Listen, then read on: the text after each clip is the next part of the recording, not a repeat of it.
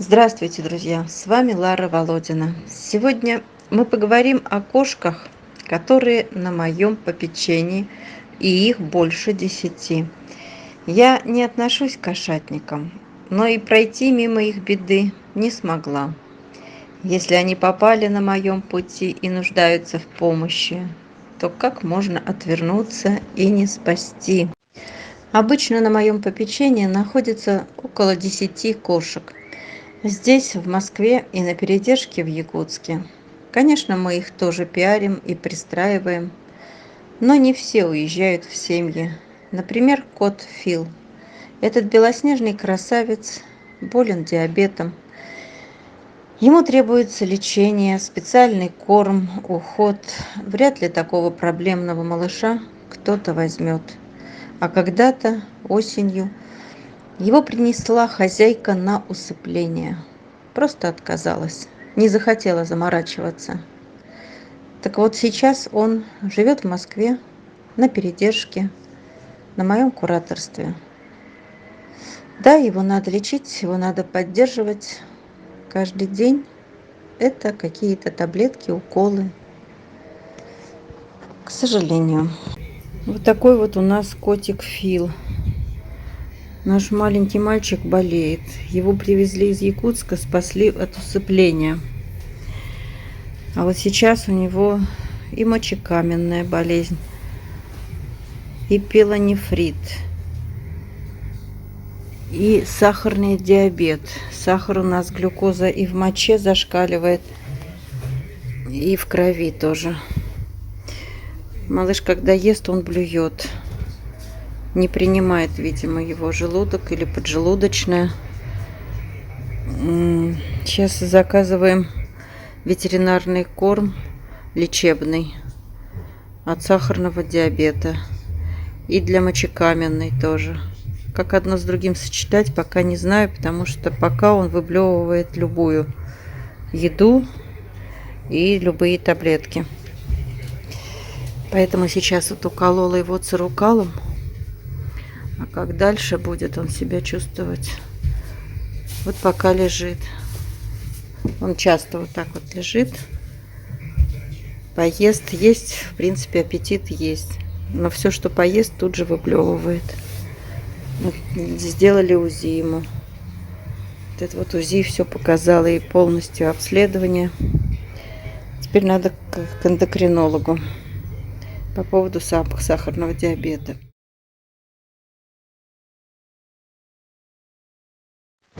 А вот британка Клёпа. Жила в многодетной семье в Якутске. Кошку, видимо, сильно били, и она стала дикой и агрессивной. В конце концов, ее просто выкинули на мороз. Волонтеры спасли, но характер был испорчен.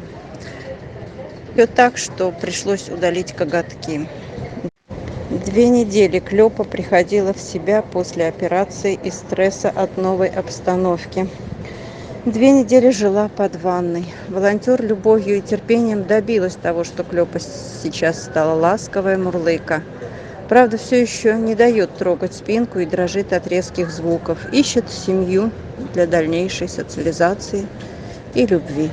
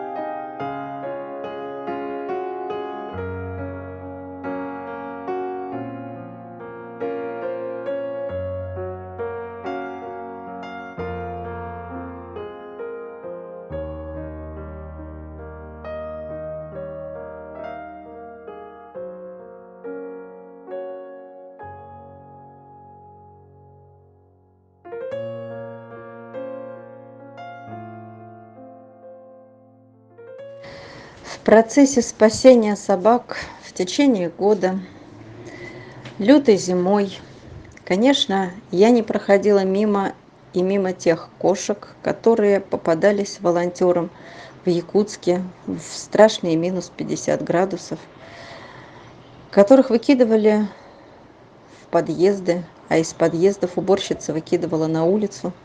Кого-то мы успевали спасти, кого-то нет. Таким образом, на мое кураторство прилетали еще спасенные кошечки. Конечно, они у меня тоже есть. Кто-то уже уехал в семьи, а кто-то остается на передержках. Голубоглазую красавицу, которую выкинули под домом в минус 50 градусов, она очень замерзала. Почти что была околевшая. Подобрали тоже добрые люди и тоже на временной передержке. А также еще на моем кураторстве вот эти белые котята. Они были выкинуты в холод, в стужу в Якутске. Справа девочка, она глухая, а слева мальчик, он слышит. Подобрали, приютили очень временно, ищут свой дом. Может быть, кому-то приглянутся эти котята, то напишите нам.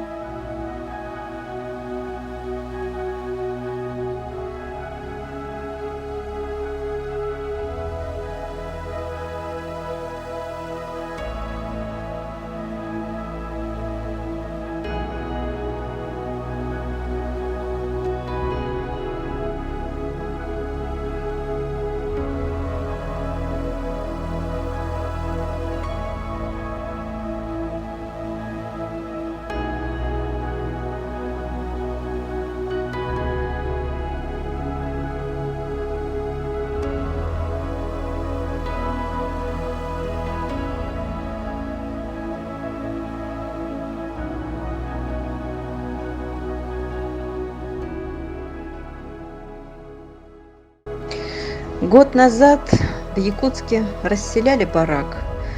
Жильцы этого барака переехали в новые квартирушки, а животных своих побросали. Там были и собаки, и кошки, все очень красивые, добрые, домашние, ласковые, и они оставались в зиму на улице. И вот с волонтерами мы решили, что нельзя такой красоте пропадать. Сами посмотрите. Но как? Как пройти мимо таких животинок? Несколько собак я забрала после этого барака, и кошки тоже прилетели на мое кураторство. Несколько кошек были пристроены, ну а кто-то еще остался ждать свою очередь, свой дом, свою семью. Присмотритесь, может кому-то понравится. Кошки замечательные, все стерилизованные, привитые.